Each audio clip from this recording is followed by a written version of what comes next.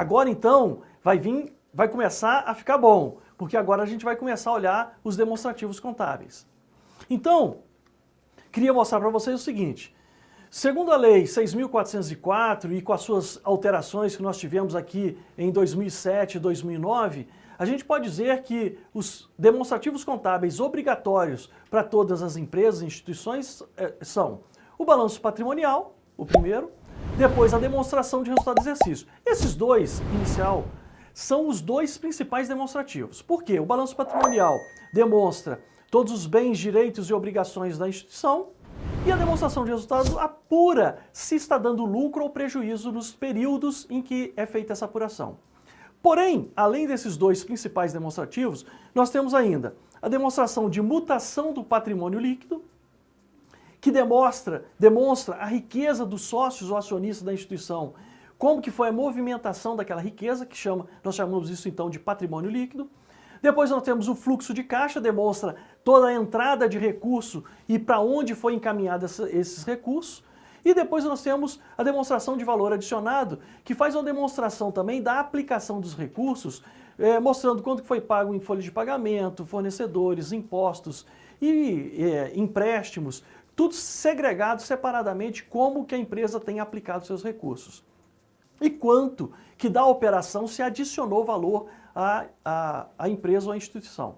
Além disso, temos as notas explicativas e normalmente quando a empresa é filantrópica, quando a instituição é filantrópica ou uma SA, ela ainda vai ter a obrigatoriedade de passar pelo parecer dos auditores independentes, porque é uma obrigação legal também.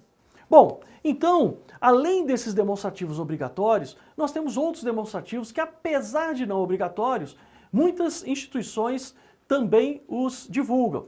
Como exemplo, o EBITDA, que o EBITDA é uma demonstração de resultado com foco no operacional da instituição, então ele não leva em consideração depreciação, amortização, impostos, juros. Então, ela mostra só o operacional, mostra se a operação da instituição está dando lucro ou prejuízo. E o balanço social. O balanço social mostra a interação da instituição com o meio em que ela está inserido, mostrando lá os principais indicadores ambientais, de envolvimento com o público interno e externo, ou seja, os funcionários e os pais de alunos, no nosso caso educacional, ou de todos os stakeholders que estão em volta. Então, esses dois demonstrativos não são obrigatórios, mas muitas instituições e empresas os publicam também. Bom, vamos a alguns conceitos básicos de contabilidade para que a gente possa, então, entender depois a estruturação dos demonstrativos. Ora, então como que se apura resultado? O resultado é apurado pelo confronto das receitas com as despesas. Se em um determinado período, mês ou ano, que eu quiser apurar o resultado, eu juntar todas as receitas, confrontar com a despesa, se a despesa for maior que a receita, nós teremos prejuízo. E se a receita for maior do que a despesa, sim, terei lucro.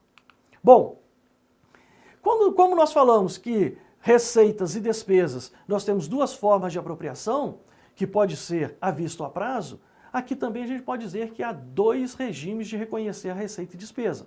Ora, o primeiro regime, para reconhecer a receita e despesa e apurar a demonstração de resultado do exercício, pode ser o regime de caixa. Ou seja, eu olhar única e exclusivamente entrada e saída de dinheiro do caixa da instituição.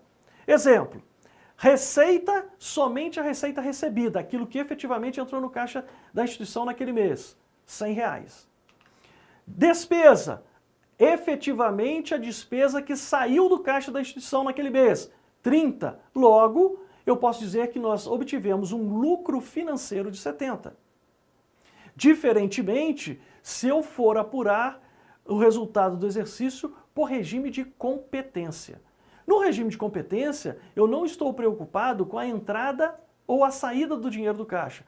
Eu estou preocupado com a geração da receita e a geração do gasto. O que é isso? Então vamos lá, para a gente exemplificar. A receita, ela é reconhecida no momento em que ela é gerada, que ela é ganha, que ela é obtida, e não entrada do caixa. Ou seja, a instituição prestou o serviço, ela gerou uma receita. Mesmo que essa receita só vai acontecer daqui a 4 anos, porque você deu prazo para o seu aluno. A receita foi gerada nesse momento em que você prestou o serviço. Você passou a ter o direito de receber uma receita futura, porque você deu prazo. E, em contrapartida, a despesa também não é aquela que saiu do caixa, e sim a receita que eu consumi, a receita que eu incorri para que eu pudesse gerar, então, aquela receita. Então, essa despesa é tudo aquilo que eu consumi no período para gerar receita. Por exemplo, vamos imaginar que você conseguiu comprar papel sulfite para a sua instituição e comprou lá toneladas e mais toneladas de papel sulfite com prazo para pagar daqui a 2 anos. Ou seja, você está consumindo papel hoje para prestar um serviço em que você só vai pagar lá no futuro. Ou seja, o gasto está sendo hoje. Então é esse, o regime de competência leva em consideração não a entrada e saída do dinheiro do caixa, e sim a receita gerada e a despesa incorrida, aquilo que eu gastei, independente se paguei ou não, para gerar receita. A contabilidade, a apuração de lucro na contabilidade, ela é feita pelo regime de competência. Então, quando a gente começar a olhar as demonstrações contábeis e a gente for apurar o lucro, a gente tem que entender que esse lucro ele é apurado pelo regime de competência. Geração de receita comparado com o gasto, o consumo das despesas, a despesa incorrida, independente da data de pagamento. Então, se eu pegar a receita gerada com a despesa incorrida, a gente então encontra o que a gente chama na contabilidade de lucro econômico. Muito bem. Ora, da técnica contábil, na hora que eu defini a contabilidade para você, nós falamos, gente, a contabilidade registra e controla o patrimônio. Ora, e o que vem a ser patrimônio então? Deveria ser a nossa pergunta. Então está aqui nessa tela. O que é o patrimônio? Patrimônio é a relação dos bens mais direitos da instituição menos as obrigações, menos aquilo que ela deve. Ora, isso representa a equação patrimonial. Normalmente, ou sempre, não normalmente, mas sempre, o somatório dos bens e direitos vão ter que ser iguais às obrigações. Olha só o que nós vamos apresentar sobre a equação patrimonial. Ora, a equação patrimonial, da forma como eu disse, quando eu somar os bens e direitos e comparar com as obrigações, ou seja, aquilo que a instituição está devendo, se os bens e direitos forem maiores do que as obrigações, aquilo que ela está devendo, ela tem o que a gente chama de situação líquida positiva, ou seja, ela tem um resultado positivo que pertence aos sócios acionistas, que é a situação líquida. Por quê? Se ela pegar todos os bens e direitos e honrar, pagar as suas obrigações com terceiros, com pessoas de fora da instituição, os bancos, os fornecedores, os impostos, os salários a pagar, 13º, férias.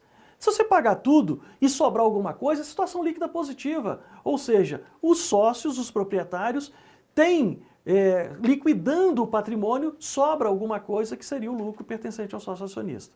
Então essa seria a primeira posição. Agora, a instituição pode chegar numa situação como essa. Quando a gente somar os bens e direitos e olhar as obrigações com terceiros, com fornecedores, bancos, você chega à seguinte situação.